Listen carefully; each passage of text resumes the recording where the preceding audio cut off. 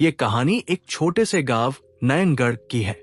इस गांव के बाहरी छोर पर एक पुरानी और विशाल हवेली थी। लोग उसे रहस्यमयी हवेली कहते थे। उस हवेली के बारे में कई कहानियां प्रचलित थी।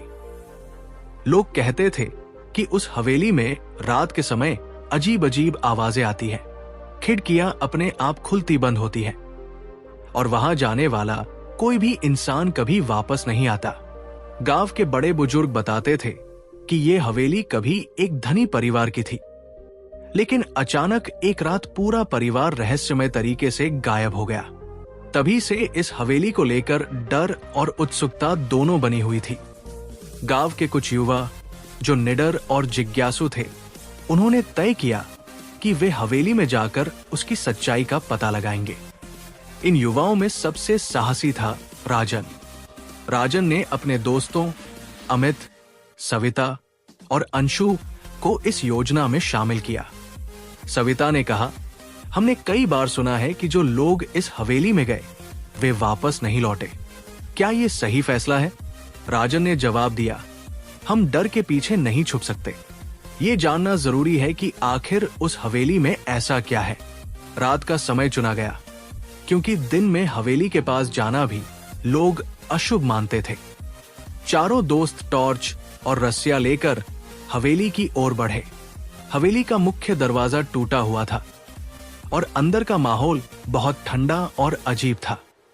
दीवारों पर पुरानी पेंटिंग्स लटकी हुई थी, जिनमें से कुछ के चेहरे घूरते हुए लग रहे थे। हवेली की लकड़ी की फर्श चटक रही थी, जैसे किसी के पैर रखने से वो आवाज कर रही हो। जैसे ही वे हवेली के हॉल में पहुंचे, उन्हें एक बड़ा झूमर दिखाई दिया। झूमर हिल रहा था, जबकि वहां कोई हवा नहीं थी। हॉल के कोने में एक बड़ी अलमारी थी, जिसमें कई पुरानी किताबें रखी हुई थी। अमित ने एक किताब खोली, जिसमें पुराने मंत्र और अजीब भाषा में कुछ लिखा था। सविता को अलमारी के पीछे एक छिपा हुआ दराज दिखा। उसमें एक पुराना नक्शा और एक चाबी थी। नक्शे पर हवेली के नीचे एक गुप्त तहखाने का जिक्र था। राजन ने कहा, मुझे लगता है इस तहखाने में ही इस हवेली का रहस्य छिपा है। हमें इसे ढूंढना होगा। नक्शे के अनुसार तहखाने का रास्ता हवेली के रसोई घर के नीचे था। चारों दोस्त रसोई घर पहुंचे। वहां फर्श पर एक बड़ा पत्थर था, जिसे हटाने पर एक सीढ़ी दिखाई दी।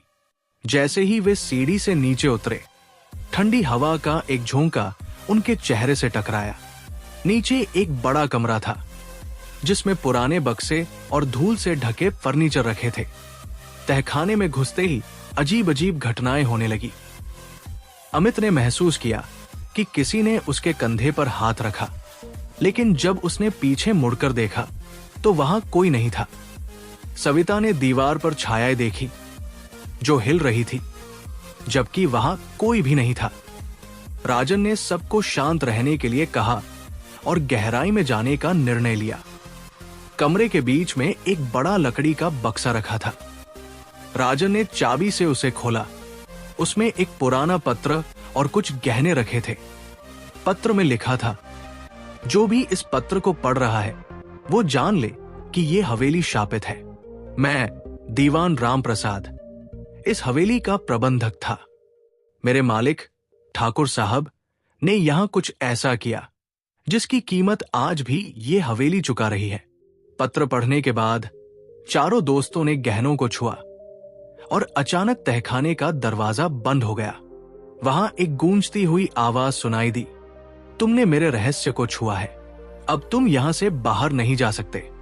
धीरे धीरे आत्मा ने अपनी कहानी बतानी शुरू की। उसने बताया कि यह हवेली ठाकुर रणवीर सिंह की थी।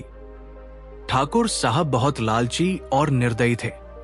उन्होंने अपने धन को बढ़ाने के लिए एक तांत्रिक से संपर्क किया।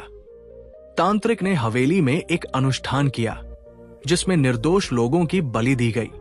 उनकी आत्माएं इस हवेली में कैद हो गई और हवेली शापित हो गई।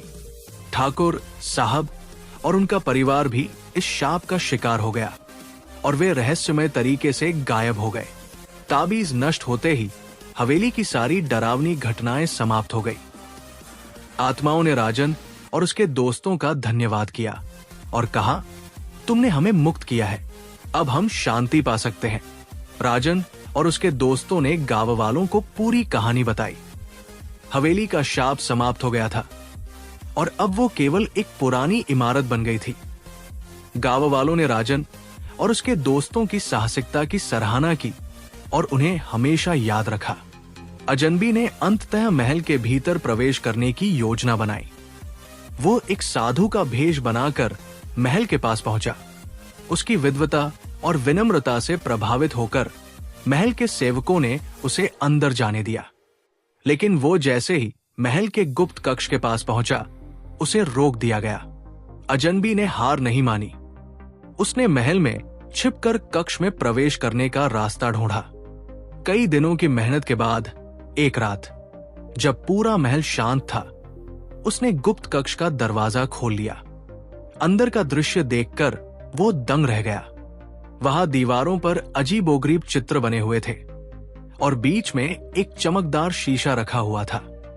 शीशे के पास बैठा राजा अपनी नकाब हटाए ध्यानमग्न था। अजनबी को देखकर राजा ने कहा, मैं जानता था कि तुम यहां आओगे। राजा ने अपनी असलियत बताई। वो न तो साधारण मानव था और न ही देवता। वो एक श्रापित आत्मा था जिसे अपनी प्रजा की सेवा करके अपना श्राप समाप्त करना था। राजा ने कहा कि जब तक कोई उसकी सच्चाई को बिना डर के स्वीकार नहीं करेगा, वो मुक्त नहीं हो सकता। अजनबी ने राजा की कहानी सुनी और उसकी मदद करने का संकल्प लिया। दोनों ने मिलकर राज्य की भलाई के लिए कई योजनाएं बनाई। समय के साथ राजा का श्राप समाप्त हो गया और वो एक साधारण मानव बन गया। राज्य ने अपने रहस्यमयी राजा को हमेशा के लिए याद रखा और उसकी कहानी पीढ़ी दर पीढ़ी सुनाई जाती रही।